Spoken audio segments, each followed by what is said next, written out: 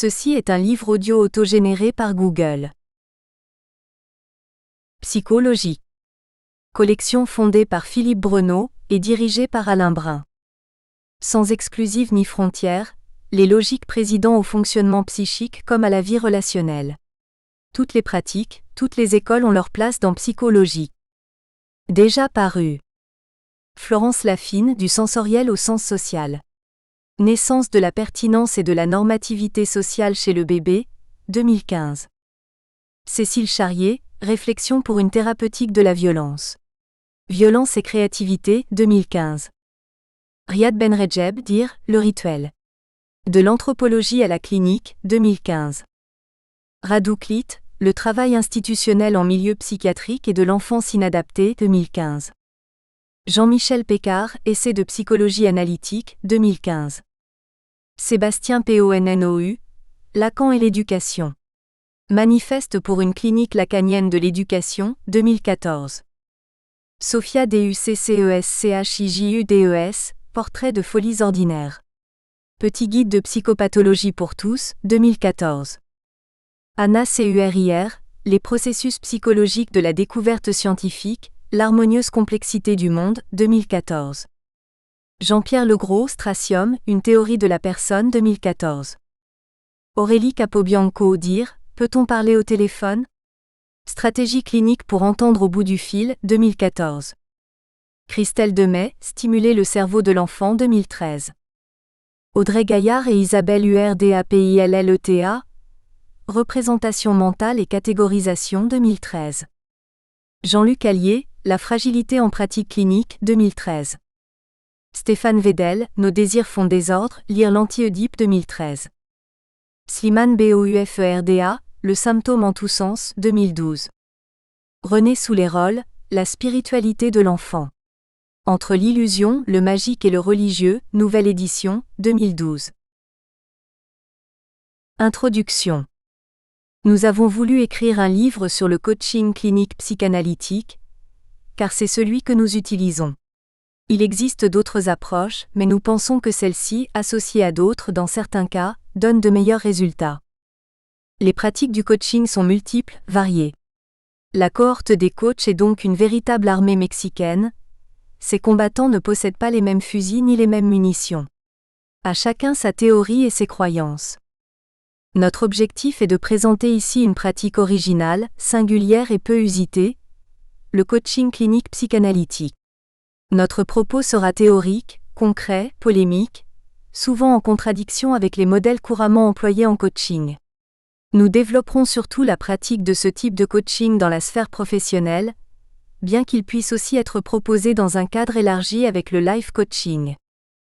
En résumé, cet ouvrage s'adresse aux personnes analysées, aux psychanalystes, mais aussi à tous ceux qui ont suffisamment de sens clinique pour s'orienter vers la pratique du coaching en s'appuyant sur la psychanalyse.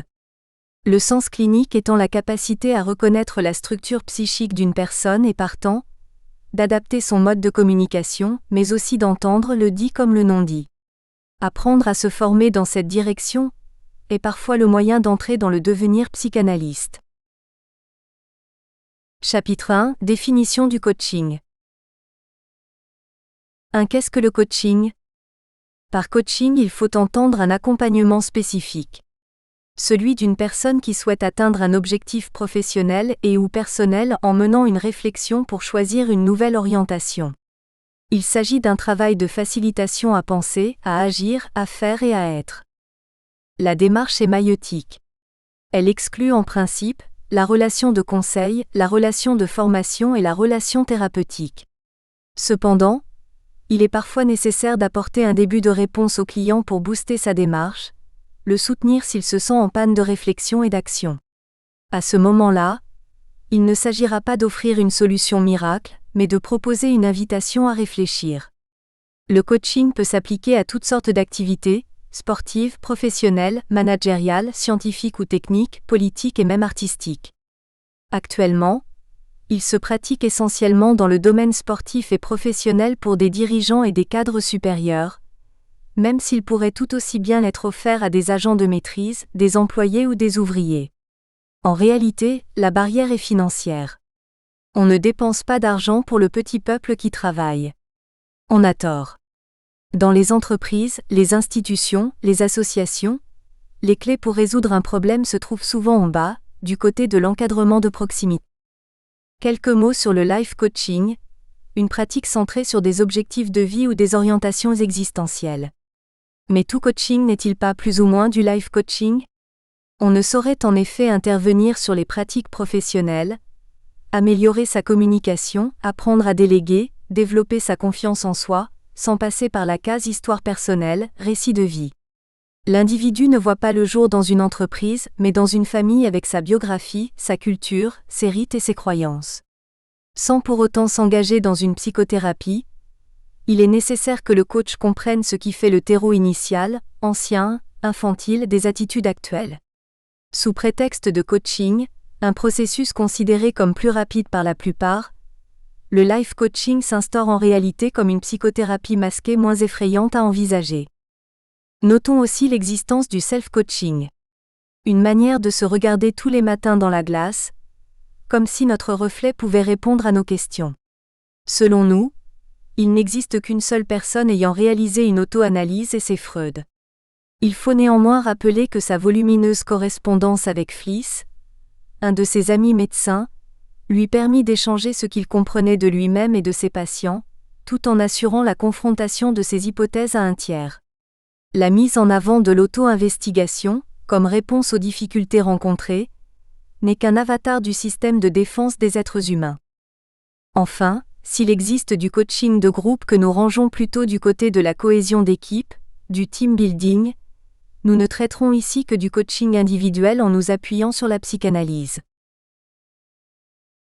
2. Un peu de vocabulaire. Coaching est un terme anglais. À la création de la Société française de coaching, SF Coach, les fondateurs se sont demandé s'il convenait de garder le vocable anglais. Fallait-il le remplacer par celui d'accompagnement dans un réflexe nationaliste ? En même temps, le mot de coaching était déjà inscrit dans les usages et on ne modifie pas la pratique de la langue par décret. Le mot fut donc conservé. Il s'agit peut-être d'une erreur stratégique, devant une locution qui s'est beaucoup galvaudée. Ne parle-t-on pas de coaching à propos du relooking, d'un professeur de gym qui vient à domicile pour faire travailler nos abdos, du décorateur qui aménage un intérieur ? Le mal étant fait, nous avons décidé de faire comme tout le monde en gardant le mot coaching dans cet ouvrage. Chapitre 2, Petite histoire du coaching. 1. Une affaire de mode ? On connaît l'antienne des journalistes qui viennent nous interviewer. Le coaching est-il une mode ? La réponse est dans le petit historique qui va suivre. Si le mot coaching est un phénomène de mode de nature linguistique, la pratique de l'accompagnement est vieille comme l'humanité. Il n'est donc pas question de mode, mais d'un procédé en expansion, face aux exigences de l'entreprise et aux besoins des personnes. Impératif de performance, développement de la culture d'entreprise, attention accrue pour les besoins RH, accroissement des risques psychosociaux, outplacement, nécessité de reconversion, gestion des personnalités dites difficiles. 2. L'Antiquité. Le coaching n'est qu'un avatar anecdotique et historique de la vieille question de l'accompagnement des hommes. Que ce soit dans un projet philosophique, politique, professionnel ou existentiel.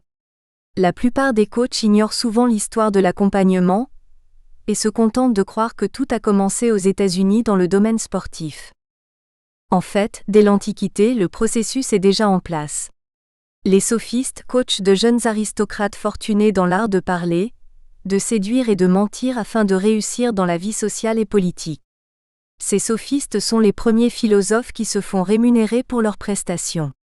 Certains coûtent d'ailleurs fort cher. Ainsi Protagoras fut-il le coach de Périclès. Socrate va coacher ceux qui refusent de se contenter des effets du langage. Il les aide à trouver dans le dialogue la vérité sur le monde et sur la vie. Socrate sera lui-même l'inspirateur de Jacques Lacan pour qui la relation analytique permet au sujet de découvrir son désir et sa propre vérité. La méthode socratique se constitue comme une maïeutique au même titre que la psychanalyse. Ce dont le coaching clinique psychanalytique est au plus près. La maïeutique est exposée dans le Ménon de Platon. Socrate, par le biais du dialogue, d'un jeu de questions-réponses, s'efforce de faire retrouver des éléments de géométrie à un esclave sans instruction. Un détail cependant, il ne se faisait pas payer. Avec les sophistes et Socrate, l'ère du coach commence. Platon devient le coach du tyran d'Énice, Aristote celui d'Alexandre le Grand, Sénèque est le coach de l'empereur Néron.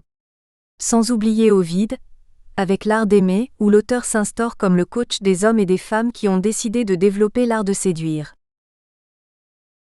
3. La direction de conscience. Avec l'Empire romain et ceci jusqu'au XVIIe siècle, la pratique de la direction de conscience peut être comparée au coaching. Il s'agit d'augmenter les capacités morales et de réguler ses passions. En ce temps-là, on s'occupe aussi de l'éducation du prince sur le plan éthique et politique comme le firent Platon, Aristote ou Sénèque et plus tard Erasme, Machiavel et Gratian. Mais s'occuper du prince n'est pas sans risque. Platon sera empoisonné par le tyran d'Énice et Sénèque poussé au suicide par Néron. Le christianisme va également avoir son mot à dire en matière d'accompagnement. Le coaching y prend une odeur de sainteté avec l'invention de la confession au Concile de Latran, en 1215. En se rendant régulièrement à confesse, le chrétien progresse. Pureté, loyauté, charité et sincérité sont ses objectifs. Parole, contrition et absolution constituent des outils au service du développement de soi. Un peu plus tard, Ignace de Loyola mettra au point ces fameux exercices spirituels, une méthode de méditation et de prière destinée à favoriser le discernement. Sans oublier Pascal, qui se préoccupera de l'accompagnement spirituel des chrétiens avec ses provinciales, où il dénonce justement les effets de la casuistique chez certains membres de la Compagnie de Jésus. 4. Les temps modernes. Avec les temps modernes, on devrait dire l'époque postmoderne, adieu la théologie, les effets de vérité ou la séduction, la passion se porte vers des directions plus futiles, le sport par exemple. C'est à ce moment-là que le mot de coaching fait son apparition. Il arrive dans les années 60 aux États-Unis et concerne surtout le domaine sportif. Par la suite, avec l'idée, somme toute naïve, qu'il est possible de traiter un manager comme un sportif, le coaching va s'orienter vers le monde de l'entreprise. Il s'y inscrit dans la vague du mean business qui fera florès dès les années 80. L'Europe et la France seront touchées dans les années 90. La section française de l'International Coaching Federation, ICFF, née en 2001 et l'Association européenne de coaching, AEC, en 2005. Ce sont des fédérations qui regroupent les professionnels du métier et ont pour mission de réglementer la profession, de la moraliser, de soutenir l'importance d'une supervision pour tout coach qui se respecte et, si possible, de se retrouver pour échanger du business. Le coaching émerge donc en France en pleine crise des techniques de management, du syndicalisme, en pleine déliquescence du lien social avec son corollaire, la psychologisation à outrance des rapports sociaux dans l'entreprise. Son mérite, introduire l'effet sujet dans le management. Il ne s'agit plus de considérer seulement l'organisation comme un ensemble, un collectif de forces et d'obligations, mais de s'attacher aussi à chaque personne dans sa singularité. Arrive alors sur le marché français une foule de coachs mal formés, faisant souvent preuve d'un anti-intellectualisme virulent, ignorant à peu près tout de l'histoire de l'accompagnement et de la complexité des choses de l'esprit. Ils se sont formés au mieux, plus ou moins sommairement, à l'analyse transactionnelle, AT, ou à la programmation neurolinguistique, PNL. Des outils qui peuvent être utiles à la pratique du coaching, mais qui ne répondent pas forcément, en totalité, à l'accompagnement d'un être humain dans toutes ses intrications. Rares sont ceux qui ont fait une psychanalyse, une psychothérapie, un autre travail d'investigation personnelle qui leur permettrait de gérer les projections et les résonances que toute relation duelle implique. À quoi ce phénomène répond-il ? La profession est neuve, attrayante, on peut gagner sa vie sans être passé par les écoles, selon la formule de comptoir. En effet, si des organismes professionnels tentent de l'encadrer, elles n'exigent pas, formellement, de posséder un diplôme reconnu par l'État. Des formations, des écoles se montent très vite, mais elles non plus, ne délivrent pas de certification officiellement reconnue. Pour beaucoup d'aspirants coachs, il leur suffira de penser qu'une certaine connaissance de l'entreprise, et encore pas toujours, des facilités d'écoute et de communication, de l'entre-gens peuvent suffire. En outre, le métier, alors comme aujourd'hui d'ailleurs, se confond souvent avec celui de conseiller. Du coup, de nombreux consultants, d'autre part souvent excellents dans leur pratique, s'y engouffrent. S'y ajoute le désir de tous ceux qui, bien que non formés à l'accompagnement, rêvent de soigner les autres, de faire le bien. Ce à quoi ni le coaching, ni la psychanalyse, ni tout autre travail d'investigation personnelle ne saurait se réduire. Fait troublant, les psychanalystes se sont peu intéressés au phénomène du coaching, laissant ainsi la place aux bricoleurs, aux charlatans et aux gourous de tout poil. Il est vrai que le psychanalyste est mal à l'aise avec la réalité du travail, qu'il considère à juste titre comme un des éléments de l'imaginaire. Il s'agissait donc de penser un autre cadre, de réfléchir à un coaching d'inspiration psychanalytique. C'est dans cette direction qu'a été créé, en 2005, le groupe de recherche appliquée de l'accompagnement des managers, GRAM, centré sur une réflexion concernant le sujet au travail. Certaines entreprises se sont en effet lassées de pratiques presque exclusivement axées sur la performance, selon le modèle du coaching de sportifs. Elles ont alors compris la nécessité d'un accompagnement fondamental orienté sur la personne, comme entité globale et comme sujet au travail. Le coaching clinique psychanalytique s'inscrit dans cette démarche. On l'a vu, le coaching est victime d'une idéologie aristocratique, puisqu'il s'adresse d'abord aux dirigeants et au top management. Il cible plus ou moins le middle management et, pour l'essentiel, ignore les agents de maîtrise et l'encadrement de base. Or, il est dommage de méconnaître l'importance de cet encadrement pour la qualité des produits et services, mais aussi pour l'amélioration des relations entre ouvriers et employés. Ceux-ci sont victimes d'une idéologie de classe, mais aussi victimes d'un calcul économique tant mesquin qu'illusoire. Il existe toutes sortes de bonnes raisons pour proposer un coaching à une personne qui ne fait pas partie de l'encadrement. La diminution des fameux risques psychosociaux, la réduction de l'absentéisme, des congés maladie à répétition, l'amélioration des relations interpersonnelles. Parti du domaine sportif en passant par celui de l'entreprise, le coaching va essaimer dans les champs politiques et artistiques. C'est alors que survient le life coaching. On y traite du bien-être, de l'amour, de la sexualité, de la famille, de son look, des bobos de la vie psychique et même de la recherche du bonheur. Mais quelle différence existe-t-il entre le life coaching et une psychothérapie ? L'un serait une thérapie destinée à réduire les petits inconforts de la vie psychique, l'autre un soin réservé aux cas cliniques et aux troubles psychologiques, voire psychiatriques. Le life coaching s'inscrirait alors dans cette exigence postmoderne du bonheur, du bien-être, du plaisir et de l'orgasme à tout prix. Pourquoi pas ? Mais à condition de ne pas omettre de traiter du tragique de l'existence, de l'inconvénient d'être né, puisqu'il faut mourir un jour. Platon recommandait d'ailleurs de toujours penser à la mort pour ne la craindre jamais. La plupart des praticiens du life coaching se gardent bien de traiter ce thème peu vendable et d'avoir une vanité posée sur leur bureau. Ces représentations ou peintures où figure une tête de mort, très répandue à l'époque baroque, symbole de la fragilité et de la brièveté de l'existence. En fait, la plupart des personnes qui ont recours au life coaching sont souvent des ratés de la psychanalyse ou de la psychothérapie. Ils n'y ont pas trouvé leur compte, faute d'un praticien qui leur convienne ou faute de patience, quant à la suppression ou la diminution de leurs symptômes. Rappelons que Françoise Dolto recommandait à ses clients de se montrer aussi patients qu'elle-même. Elle avait découvert depuis belle lurette que le temps psychique ne relève pas de la simple volonté. Les amateurs de traitement éclair confondent souvent leurs symptômes avec leurs problèmes. Assoiffés de bonheur et de réussite individuelle, ils suivent les conseils de bien-être des magazines qui prônent le yaka et proposent des exercices tout bêtes pour s'en sortir. Autrement dit, si vous êtes coach, n'oubliez jamais que la demande de life coaching est souvent une exigence cachée de psychothérapie sans douleur et surtout, express. Chapitre 3 : Le péché originel du coaching. Un savoir perdre. Dans le coaching sportif, l'objectif est simple, gagner. C'est un coaching simplifié. Il s'agit d'obtenir la première place, la médaille d'or, de monter les marches du podium jusqu'au sommet. Il convient tout à fait aux sportifs de haut niveau qui sont fréquemment de structures narcissiques et pour lesquels le sport est souvent une addiction. La mission du coach sportif est alors de favoriser l'entraînement, d'apporter des encouragements, de développer une sorte de drogue naturelle. Il va booster les endorphines, cette morphine que nous produisons spontanément afin de limiter la souffrance physique, de transformer l'effort en orgasme. On distinguera à ce propos le coach de l'entraîneur proprement dit, ce dernier donnant des conseils techniques. Cependant, les rôles sont souvent mélangés.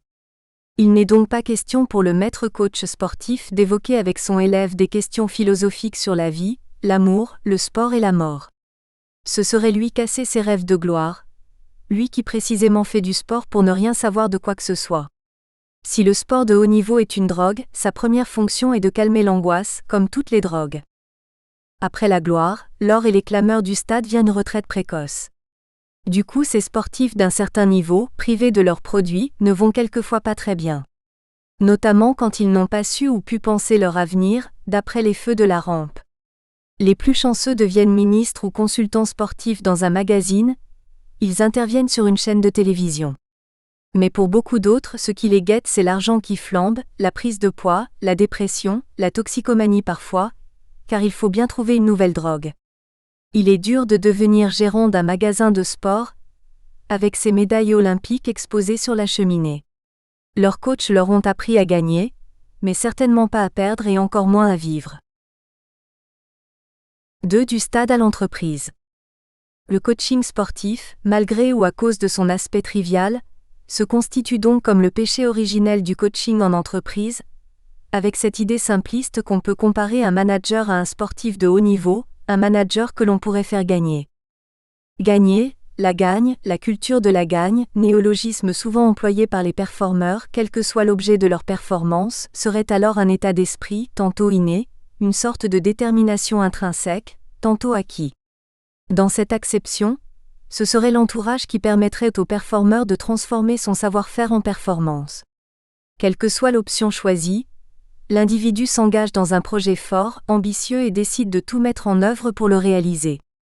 Pour ce faire, il doit diminuer au maximum son périmètre d'incertitude, bien se connaître en utilisant les tests de personnalité, évaluer précisément ses forces et ses compétences grâce à l'entraînement mais aussi à son coach, à son mentor. Il doit pouvoir maîtriser sa discipline en repoussant régulièrement ses limites physiques et mentales, refuser l'échec et non le vivre comme une possibilité d'apprentissage. Il doit surtout accepter d'être égocentré, focalisé sur lui-même. Il doit jouir. À cette aune, il est rarement satisfait. N'existe-t-il pas toujours un autre, sans compter le grand autre, pour le rappeler à sa misérable condition humaine ?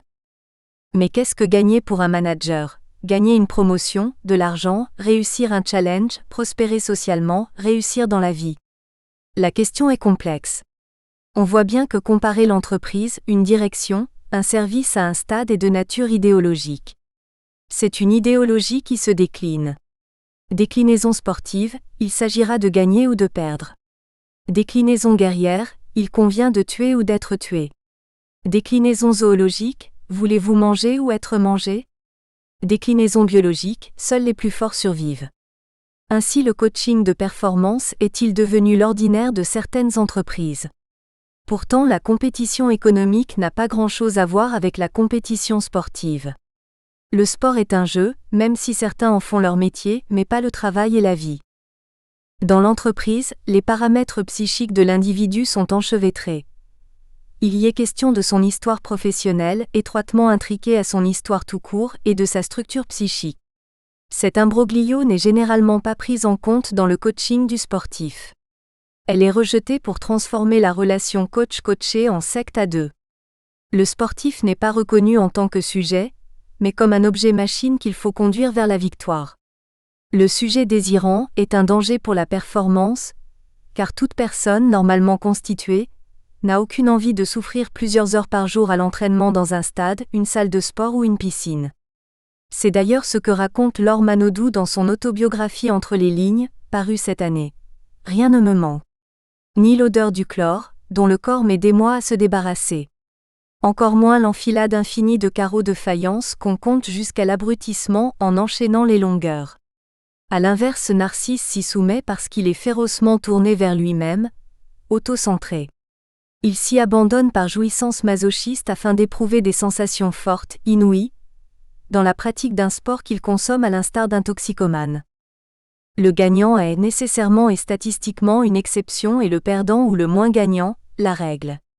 Considérer l'entreprise et la vie comme un sport, c'est créer un univers peuplé de gagnants et de perdants, de gratifiés et de frustrés. S'agit-il de gagner ou d'être au monde? De réussir dans la vie ou de réussir sa vie? Chapitre 4 – Coaching et psychanalyse. Qu'est-ce que la psychanalyse? C'est après avoir pratiqué puis critiqué l'hypnose que Sigmund Freud, neuropsychiatre, invente la psychanalyse.